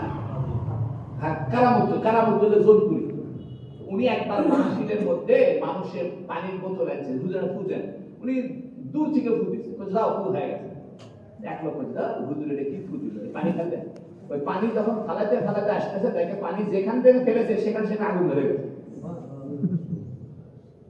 দৌড়াচ্ছে, হুজুর কি হচ্ছে রে? হুজুর আমি মনে মনে চিন্তা করলাম আপনি স্টেজের থেকে ফুল দিলেন, আমি মাহফিলের শেষে বসে আছিলাম, আপনার ফুল লাগেনি, এই জন্য আমি তাচ্ছিল্য করে ফেলে দিচ্ছি। কয় ফুল সব জায়গায় লাগছে, ওই মুরিদ হয়ে হুজুরের প্রধান করি হয়ে। এই জন্য আসেন ক্বালা আশিরকু বিল্লাহ, আল্লাহর সাথে শিরিক করা, ওয়া সাহার জান্নাত, ওয়া কতলুন নাফস আল্লাতী হারামাল্লাহু ইল্লা বিলহাক, কোন কাউকে অন্যায়ভাবে হত্যা করা, ওয়া আকলুর রিবা, সুদ খাওয়া, কি খাওয়া? সুদ খাওয়া, ওয়া আকলু মালিল ইয়াতীম, এতিমের মাল খাওয়া, ওয়া তাওয়াল্লা ইয়াওমাল যাহাব, যুদ্ধের দিনে পৃষ্ঠপ্রদর্শন করা। এই যুদ্ধের দিন পৃষ্ঠপ্রদর্শন করা হারাম, কবিরা গুনাহ। তবে কয়েকটা ক্ষেত্রে জায়েজ আছে। সেটা হলো অতিরিক্ত শক্তি সঞ্চয়ের জন্য যুদ্ধের থেকে পিছনে চলে আসা যায় না। আপনি যুদ্ধ করতেছেন, করতে করতে দেখবেন আমি একলা করে গেছি, এখন তো ঘিরে ফেলবে আমার, তাহলে আপনার পিছনে আসা কি আছে? জায়েজ আছে। 2 নম্বরে দেখলেন যে মুসলমানের সংখ্যার চাইতে ওদের সংখ্যা কি বেশি, অথবা তাদের শক্তি বেশি। আপনি চিন্তা ভাবনা করে দেখতেছেন এত বড় শক্তির সাথে যুদ্ধ করা আমার জন্য ঠিক হবে না, লাভের চেয়ে ক্ষতি হবে, তাহলে যুদ্ধ না করে ফিরে আসা যায়। আরেকটা হলো যে যুদ্ধ করতে করতে কৌশল অবলম্বন করা। কিরকম? মানে এমন ঢিল মারছেন, পিছিয়ে আসতেছেন, তা কাফেরা মনে করতে সারা ঢেকে গেছে, কিন্তু আসলে থাকে না, আপনি অন্য দিক দিয়ে আবার আক্রমণ করবেন। তাহলে যুদ্ধের ময়দান থেকে পিছু হটা অন্য দিক দিয়ে আক্রমণ করার জন্য যায় আছে। আবার যুদ্ধের ময়দান থেকে পিছিয়ে হটা অতিরিক্ত শক্তি সঞ্চয় করার নিয়তে যায় আছে। আবার যুদ্ধের যে সরঞ্জাম এগুলো যদি তার মনে সায় না দেয়, অর্থাৎ ইসলামী রাষ্ট্রের প্রধান সে যদি বলে দেখো অত ইমানের শক্তি আমাদের নাই, অতএব ওদের সাথে যুদ্ধ বাজলে আমাদের লাভের চেয়ে কি হবে, তাহলেও যুদ্ধ না করে পিছু হটা কি আছে? জায়েজ আছে। ওয়াকাযফুল মুহসানাত, নেককার মেয়েদেরকে মিথ্যা তহমত দেওয়া। ওয়াকাযফুল মুহসানাতিল মুমিনাতিল গাফিলাত, অর্থাৎ এমন মহিলা যারা মুমিন এবং আলাহুদা, এদেরকে মিথ্যা অপবাদ দেওয়া। একটা ভালো মেয়ে, আপনি প্রেম করেছিলেন, শালা আপনাকে ছেঁকা দিয়েছে, আপনি বলছেন দেরি করতো আমি চাইছি, আপনি বললেন তো ওর নামে বদনাম ছড়ায় দেন যে এই মেয়ে আমাদের সাথে অকাম করছে। বর্তমানে এআই এর যুগ, এআই দিয়ে একজনের ছবি আরেকজনের সাথে কি করে দিচ্ছে, এটাও এই হাদিসে হবে। মনে আমি একটা কাজী ফজল করি, কারবালার হুজুর, পাগড়িওয়ালা হুজুর, মানে আমার সাথে একটা মেয়ের ছবি জোরে জোরে দেওয়ার ব্যাপারে, তাই না? দিলে যে আমি একটা মেঘ ধরে জোরে আছি, আর ফেসবুকে ছাড়া দেখছেন আমি হুজুর কি কামড়ে এই মেঘ ধরে আছি। এই জন্য এআই দিয়ে, কম্পিউটার দিয়ে যে অকাম করতেছে, এটাও শোনা কথা। কোন সতী সাধ্বী নারীকে তার চরিত্রগত অপবাদ দেওয়া কবিরা গুনাহ। এখানে সতী সাথে মেয়ের কথা বলে, ছেলেদের ব্যাপারে, ছেলেদের ব্যাপারেও তো গুনাহ, মেয়েদের ব্যাপারে বেশি গুনাহ। কারণ কি? ছেলেদের ব্যাপারে অপবাদ দিলে মানুষের ছেলে মানুষ করছে, মেয়েদের ব্যাপারে অপবাদ দিলে ওই মেয়ের জন্য বেশি ক্ষতি। এই জন্য হাদিসের মধ্যে কথাটা বলছে। আল্লাহ রাব্বুল আলামিন আমাদেরকে হাদিসগুলো আমিন। আমি কথা বেশি কইলাম, 15-20 মিনিট বেশি হয়ে গেল। আল্লাহ আমাদেরকে মাফ করুন। দরুদ শরীফ